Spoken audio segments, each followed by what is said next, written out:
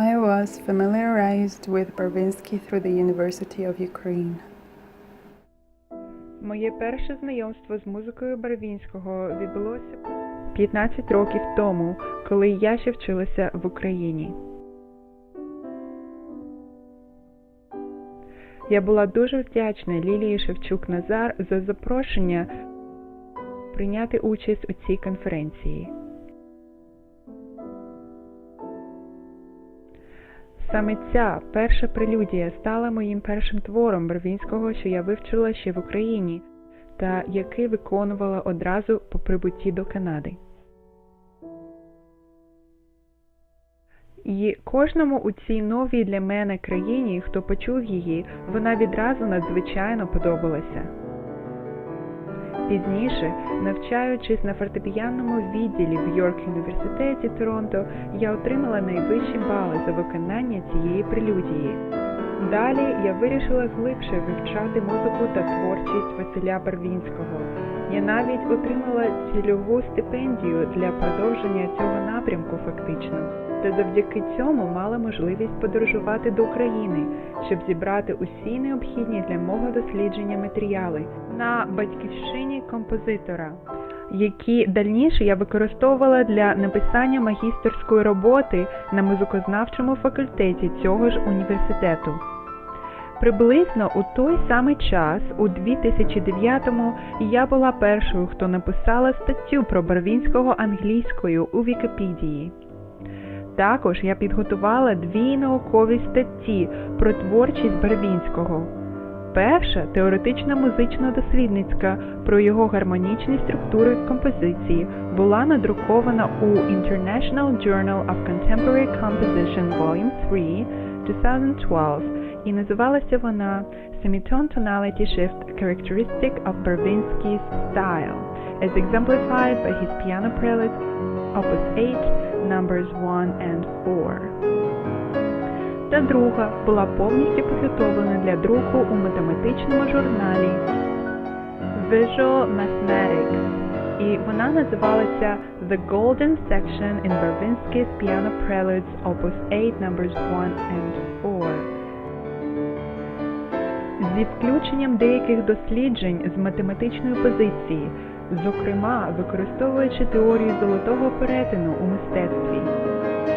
Я підтвердила фактично, що структура першої та інших прелюдій також потрапляє під закон золотого перетину. Я також розкрила позитивний вплив українського фольклору, що теж здебільш будувався як надзвичайно гармонічний, на чудову мелодійність музики як у цій прелюдії, так і взагалі у творчості Барвінського. Ця робота була виконана також завдяки близькому знайомству з моїм земляком, що також мешкає зараз недалеко від Торонто, видатним українським та російським математиком, академіком Олексієм Петровичем Стаховим. Використання теорії золотого перетину у різних сферах, у тому числі в мистецтві, є важливою частиною його досліджень. І це відображено у багатьох його статтях, патентах та книгах. Після публікації його спеціалізованої книги Mathematics of Harmony «Математика гармонії» ми зустрілися з ним, та після дуже цікавої бесіди було вирішено проаналізувати математичну прелюдію Барвінського. Результат виявився несподівано позитивним.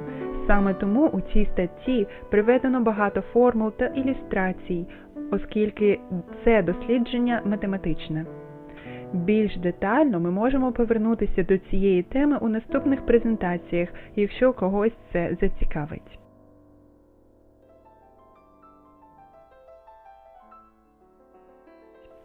У Канаді я також підготувала та виконала відкритий виступ-лекцію, що було присвячене прелюдіям Барвінського. Welcome everyone. Vasil Alexandrovich Barvinsky was a Ukrainian composer at the beginning of the 20th century. А також його стилю, біографії, творчості та діяльності.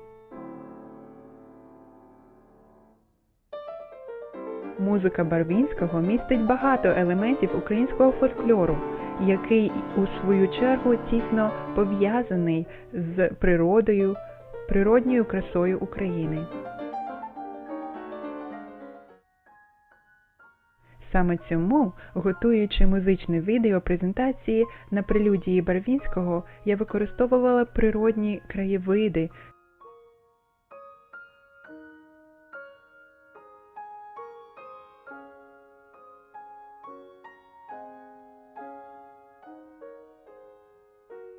що підкреслюють гармонічну єдність музичної та природньої краси.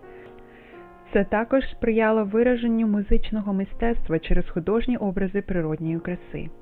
Додатково я використовувала танцювальні вкраплення також, щоб через пластику та хореографічні елементи ще більш підкреслити деякі мелодійні фрагменти прелюдії.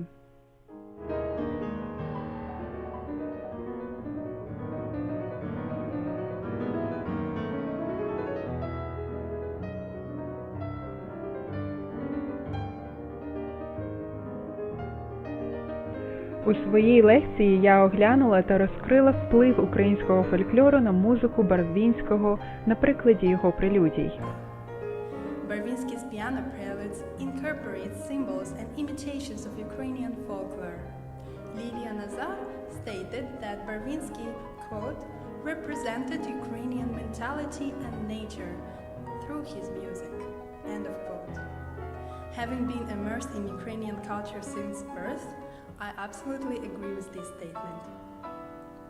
Through his 5 piano preludes, Barvinsky not only incorporated Ukrainian folk sound in piano music, but also brought it to life with the imitations of... Ця лекція-виступ також стала фактично презентацією для першого знайомства більшості присутньої канадської публіки з творчістю Барвінського, а також деякими важливими фактами його біографії та історії України того часу. Також було відокремлено вагомість Барвінського та його діяльності, особливо як видатного композитора та викладача для українського та світового мистецтва.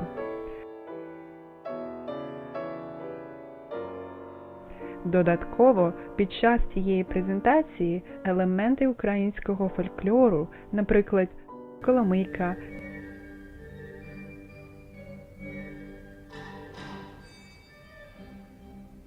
деякі народні інструменти,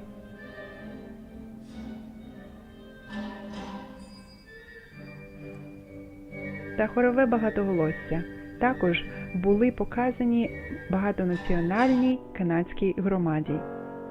Завершенням цієї лекції було моє виконання прелюдій Барвінського, де я спробувала внести сучасну інтерпретацію у виконанні. Звісно, по закінченні цієї презентації мені довелося відповісти на запитання, тому що слухачі дійсно зацікавилися приведеним матеріалом.